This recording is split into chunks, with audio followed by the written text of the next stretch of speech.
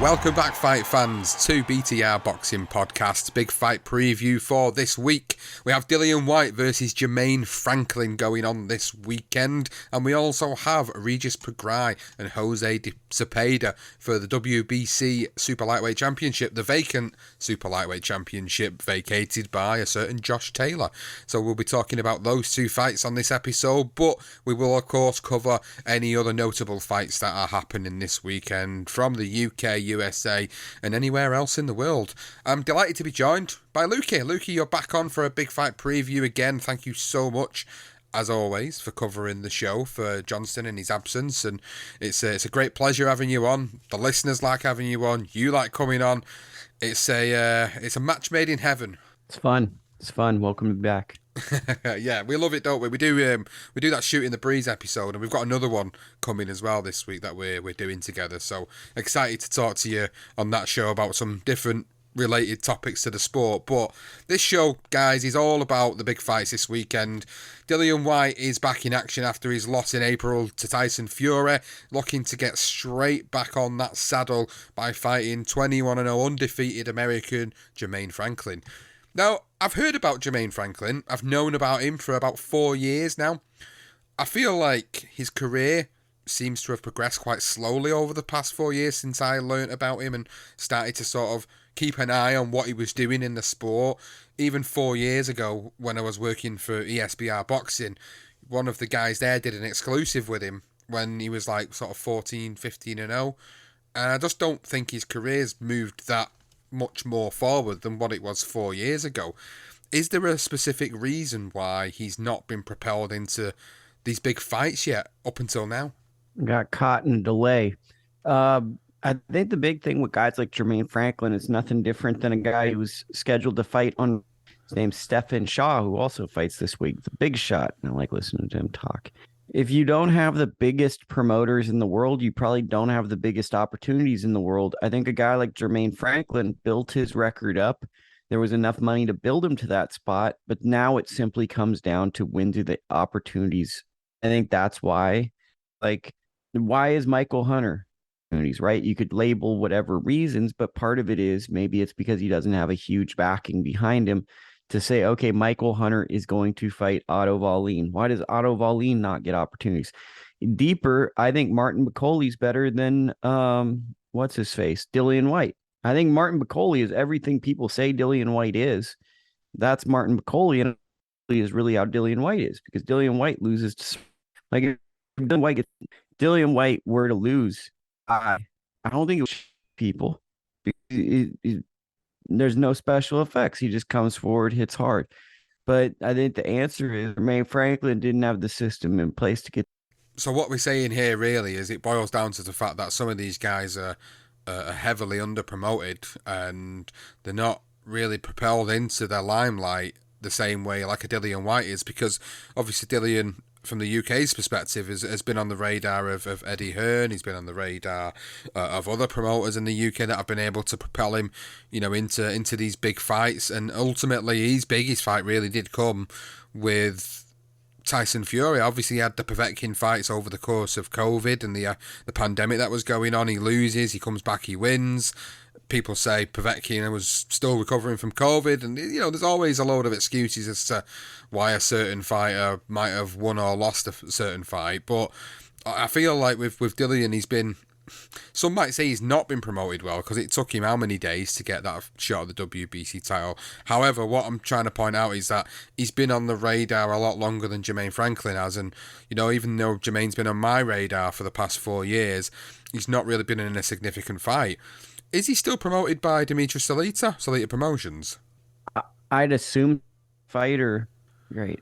This is a fighter who, despite being a world-class fighter, despite being a U.S. fighter, which I cover mostly U.S. fighters, this is someone that's not getting active TV dates. This is someone who's getting mostly on when I'm reading the box scores to get information about. This is, someone that, if we're being honest, is being brought in to be a good win for Dillian Whyte, an undefeated contender. So Dillian Whyte could go on to fight someone really famous and more than likely lose. That is what this is. I just never saw Dillian Whyte as what the world saw him as. So I always feel like when Dillian Whyte is in these fights, you could get a whole year of Dillian Whyte fighting the same guy because he could mess around and lose. And the way boxing is, it goes, oh my God, the wrong guy won. We've got to rematch it. Kind of like Povetkin. We had a like Dillian Whyte didn't get the opportunities, but he also hasn't helped himself in a lot of opportunities. When he fought Povetkin, he got brutally knocked out. So then there's a year of his career that's just going to be fighting Povetkin. Really uninteresting. He gets the Fury fight. He does about as little promotion as possible to show that he's a tough guy. I'm a street guy. He also kind of shows why he didn't get those opportunities because people don't really want to afford you those luxuries if you're not going to try to sell the fight. And it's a very good point, and a very good arguable point as to why maybe Dillian Whyte is in the position he's in. I think, like, when I look at this fight, I look at it as initially the fight, like you said there, it's a fight to bring Dillian Whyte back into the forefront of people's minds as in being, you know, a legit competitor for another guy at the top level in the future.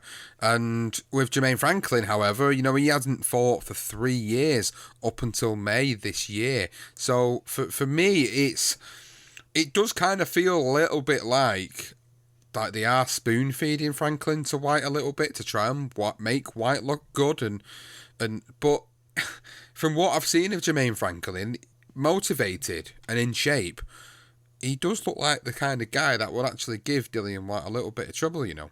And I don't think people should underestimate the guy's ability in the ring. I mean, looking through his record, you know, he's fought some good American names, you know, good names on the American circuit.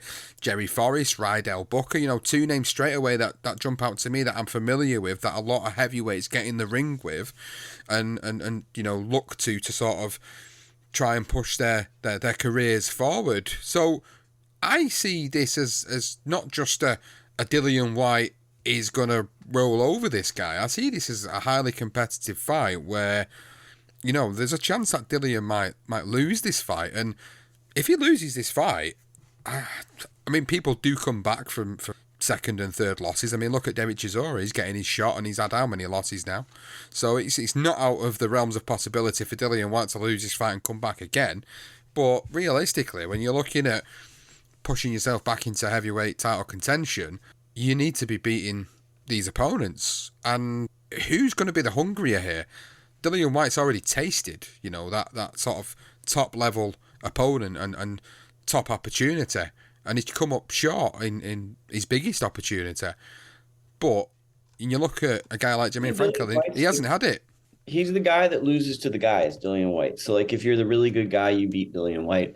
I think this fight screams that Dillian Whyte's going to look like $1 million. He's got Buddy McGirt. Buddy McGirt's a good trainer. This is probably, we're going to hear the classic tropes of he's using a jab, he's more effective, where I think that it's going to be partially Buddy McGirt's helping. But I also think this is Jermaine Franklin's first time fighting a fighter at this level who hits this hard. And I think that's going to be a huge step up. That being said, Dillian Whyte's been knocked out a few times. And when guys get knocked out a few times, weird things happen. So I don't really know what to expect. I'm casually excited about this fight, but I can't say that I'm going to stop what I'm doing to make sure I see it. I can understand that. I mean, it's not a huge fight for me personally, but I label it this week's big fight because I see it as one of the most significant fights of the week. And probably more significant is the fight that we're going to talk about next, which is the Zepeda versus Prograis fight, which is, I think, more significant than this because obviously the vacant WBC title's on the line. But just quickly whipping round this particular card that's happening on Saturday at Wembley Arena.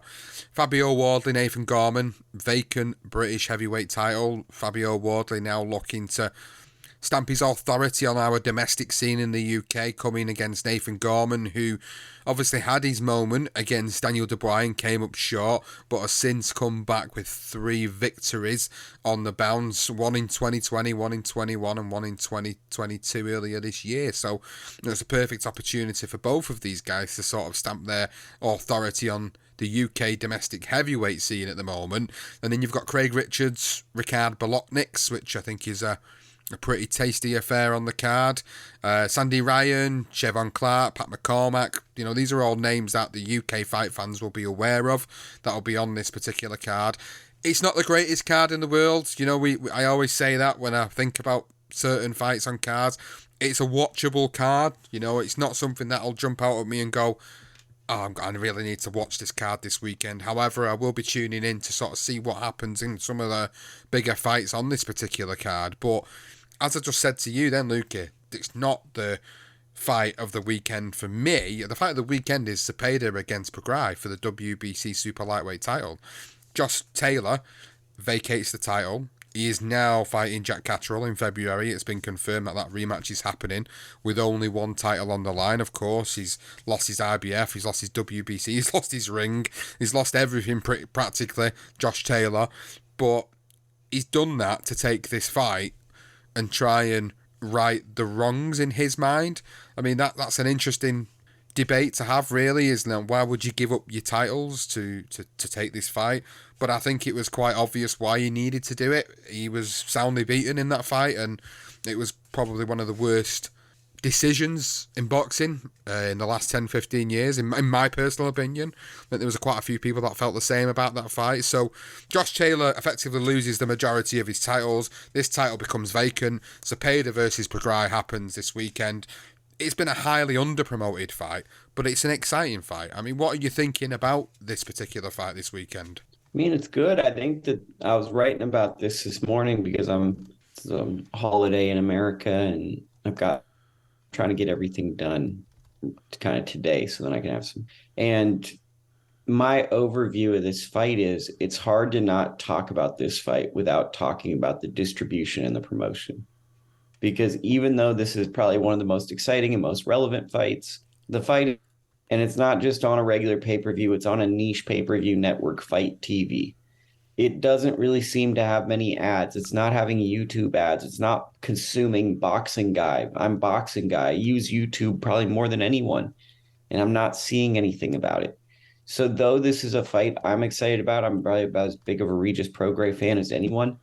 I think the story for me going into this fight is how a rather anonymous Los Angeles-based promoter won this fight, won the purse bid, is putting on this show and putting on basically an internet page.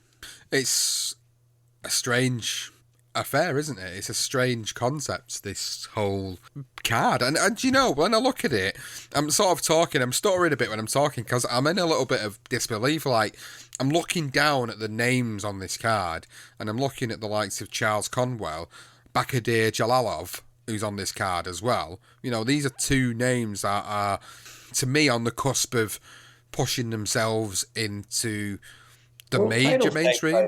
Yeah, exactly. Title type fighters, but I think the issue is people aren't readily familiar with these fighters, and those aren't always going to be the fighters that inherently get people to buy, sadly.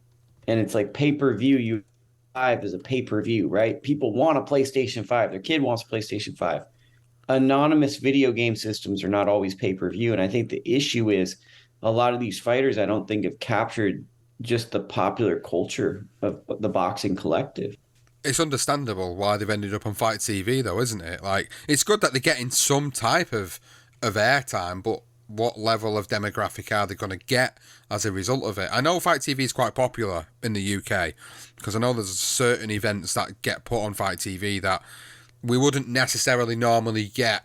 You know, if they're on like a USA network, we wouldn't normally necessarily get it unless you are quite tech savvy and you go online and you're able to find the US-based streaming services that you can actually go and watch these fights on. But say for your average boxing fan who just wants to tune into, you know, a couple of fights on this card or the main fight, you know, it does prove a little more difficult, and then they have to go to this subscription-based service to be able to then go and watch the particular fight, and it then begs the question, how many more subscriptions as an individual going to have before they can consume the level of fights that they want to consume.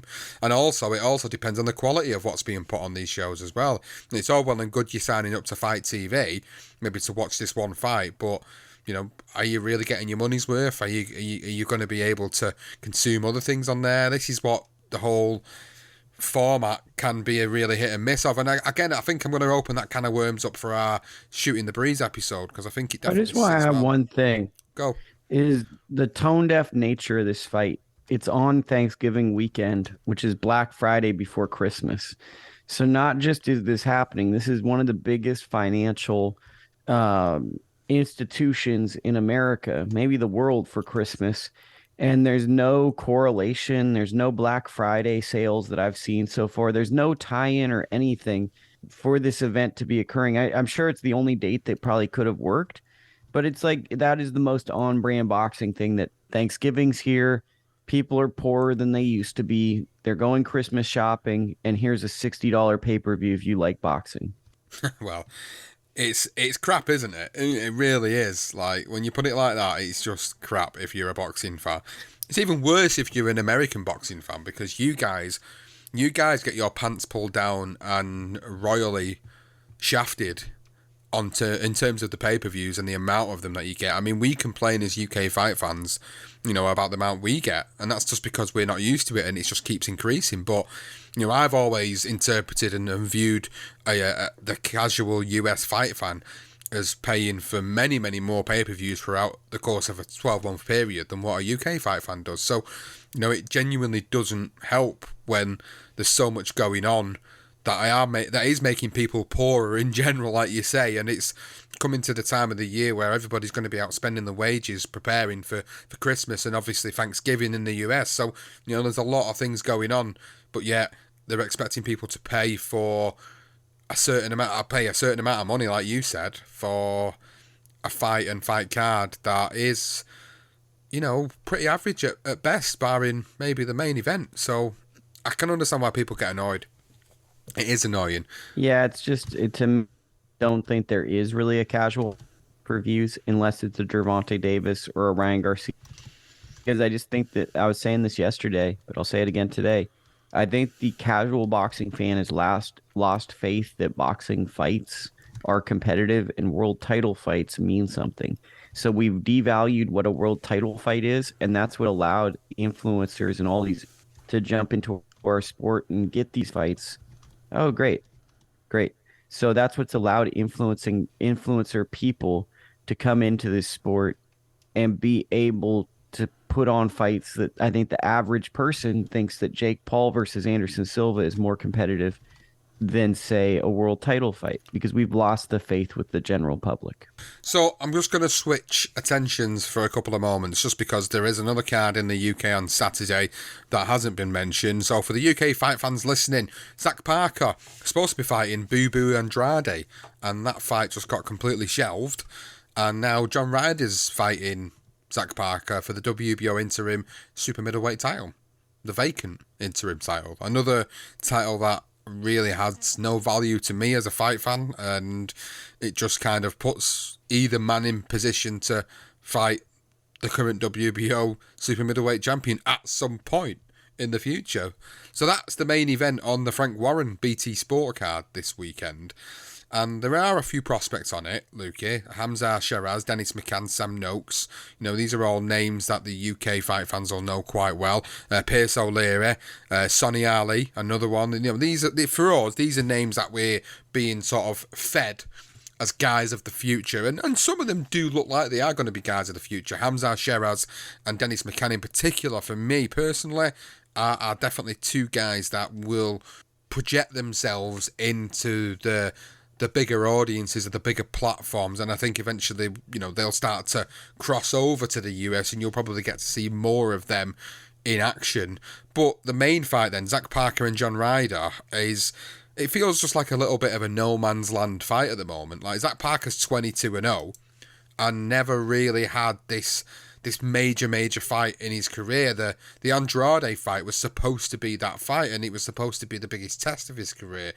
That fell through. So now he's got a John Ryder who's been resurrected in his career and gets a controversial split decision over Danny Jacobs in February of this year. And he's now propelled himself into a position where Eddie Hearn's talking about him fighting Canelo in the future. And then Canelo mentions on Twitter a couple of days ago that he's looking for a tune-up before he aims for the Bivol rematch next year. Are the stars aligned for maybe the winner of this fight to fight Canelo? Two thoughts for the Canelo question. I think it's the winner of this fight or Shane Mosley Jr. Those are the only two people that I can foresee being the people, because Mosley Jr. possibly happen is no of has beaten a father and a son. So there is an element of a story there. I think the winner of this fight wins, gets Canelo. I think that Zach Parker reminds me a lot of Berlanga in the sense that there's a lot of excitement around the power, very unproven. And I'm very nervous about this fight for Zach Parker because even though John Ryder is not a world beater, even though I have him a highly ranked because of his accolades and wins, he's a guy who comes forward. He's a guy that's durable. And what all we know about Zach Parker is he hits hard and he's big. That's enough to get by John Ryder. It is, but we just don't know if he's going to be able to deal with the pressure of John Ryder because he's never really faced anybody like him. So it does kind of give us more questions, which hopefully we'll get the answers to after this fight. But I see this fight as being the Canelo meal ticket fight, with Canelo coming out now and saying that he wants a tune-up. To me, this is going to be the tune-up. The winner of this is the tune-up fight for Canelo.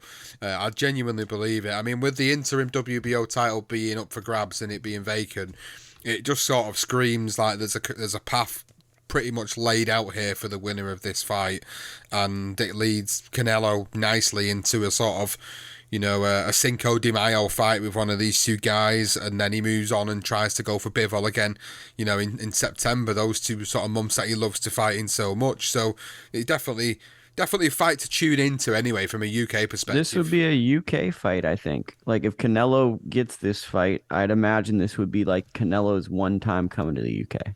Yeah, well, it makes sense, wouldn't it? Because it's a tune-up. Like, he's not going to have, like, a rematch with Bivol here in the UK because it's going to make more money in the US, in probably Las Vegas is probably likely the venue to go to for that particular rematch, if that was to happen. But it makes sense for this fight, the winner of this fight fights Canelo in the UK at, say, Wembley, because Canelo would fill Wembley in the UK. He's a superstar. He's perceived as a superstar here. So he'll certainly sell Wembley Stadium out. And that would certainly give fight fans in the UK an opportunity to probably for one time only get to see Canelo at his prime, really, in his prime years, as you maybe arguably want to say. But it kind of feels like that fight this weekend is set up for that. So, like I said, if you're a UK fight fan listening, that is definitely a fight to make sure you do tune into. But obviously the cards are coinciding with the Dillian Whyte card as well. So you're going to be channel flicking, or you're going to probably have it on a couple of devices if you're really that hardcore. Or maybe you'll just tune in the next day, whatever suits you. But, they're the sort of the major fights and fight cards that are happening this weekend. I also know that obviously there's going to be Jamie Mitchell's defence of the WBO bantamweight title, which is happening in Dubai against Britain's Nina Hughes, who's got a golden opportunity, really, to take the title from Jamie Mitchell and bring it back to Britain. She took it from Shannon Courtney. Now it's an opportunity for Nina Hughes to try and take it back. What are you thinking about this? Any thoughts on the fight whatsoever? It's exciting, I was one of the first person to interview Jamie Mitchell as a pro at her pro debut, and I viewed her as an amateur event. So it's always someone that I saw very early on in their career and see how the career progresses. So Jamie's someone that she's getting everything she can get out of the sport, and I think getting big fights. I'm boxing, so I don't have any deep thoughts other than it's great to see title fights occurring on this weekend. There's a few decent fights this weekend. I say decent, I say it quite loosely because, quite honestly, there isn't anything that majorly stands out to me this weekend where I think I absolutely have to tune into this fight. And it sounds quite contradicting because, I host a boxing podcast. We're very much involved within boxing media in different capacities, but yet we're sat here and we're just sort of casually saying, I'm not so sure if I want to tune into that this weekend. I'm not so sure if it really whets my appetite.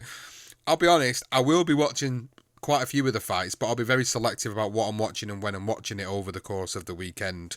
With the football just starting in Qatar, the World Cup 2022, that has kind of taken a hold of my sports appetite as it stands. So I think I'll be more kind of looking to tune into the football this coming weekend, and probably for the next couple of weekends while the tournament's on. But these are the fights that are happening this weekend. It's really going to be really interesting to see how they play out. The one thing we haven't really discussed within these fights we haven't really done any sort of analysis. I'm not planning to do an analysis because, I'm not an analyst. I'm just a casual fight fan that likes to, I wouldn't say casual, I'm underselling myself a little bit there. I mean, I'm a fight fan that has a podcast that likes to talk about certain fighters, fight cards, promoters, whatever, and we haven't given any predictions for any of the fights yet. That's just the one thing I've realised as we come towards the end of the show. So, Dillian Whyte, Jermaine Franklin, what are you saying for this one? Like 6th round, Dillian Whyte knockout. I think that he'll get him in the mid rounds. I think a Dillian Whyte win for me is on the cards. I'm not sure if he'll knock him out. I've got a feeling it may go to points, but it could be a late knockout. I'm a little bit on the fence about it, to be honest. I've just got some sort of gut feeling that maybe Jermaine Franklin will give him a little bit more than what he's expecting. So we'll see. But I'm going to go with a Dillian Whyte win. I'm not going to make a specific prediction, but I think Dillian Whyte to win this fight for me. Prograis and Zepeda, how are you seeing that going? Regis, I think Zepeda, he had a bad fight with Hank Lundy. He fought a prospect, people, and summed his career against. He had a very hard fight. I think Regis is going to win the fight. And they are the main 2 fights for the weekend. We've gone through a host of other fights that are happening this weekend. And apologies to everybody listening for any little dropouts in audio that's happened during the course of this particular episode. It's incredibly difficult to try and edit these bits out when they happen. Obviously, Lukie, you're coming to me 8 hours behind my time in the UK as we record it, and sometimes the audio can be an issue, Zoom. And I'm working while office work. I'm checking over things. So if something's going out, multitasking while being on this. So I apologize. Well, listen, we wanted to bring something to you this week, and it is a bit shooting from the hip episode, not as structured as what we do normally. We just wanted to make sure we brought something to you guys listening, and as always, I want to thank you for listening. Thank you for your thoughts, feelings and opinions on the fights, and I hope you do enjoy the fights this weekend. And as always, if you've got any thoughts on the fights that are happening this weekend, let us know at BTR Boxing Pod on Twitter, Facebook, Instagram, YouTube or TikTok. A big shout out to the patrons of the podcast. Thank you to each and every one of you for supporting us throughout the course of our journey. We will be bringing you your latest episode of Boxing Through the Decades very, very shortly. You will have had a message on Patreon just to let you know about that, so please do check that out. And if you're not already a patron, please do go and check us out at patreon.com/BTR Boxing Podcast Network. Well, that's it for this big fight preview episode. We'll see what happens, and we'll be back next week to talk about these fights and the upcoming big fight for the following weekend. Thanks for listening, guys, and we will see you next time. The dream is made real! Ricky Hatton rocks the world! How do you like it? How do you like it? Wish I was 50.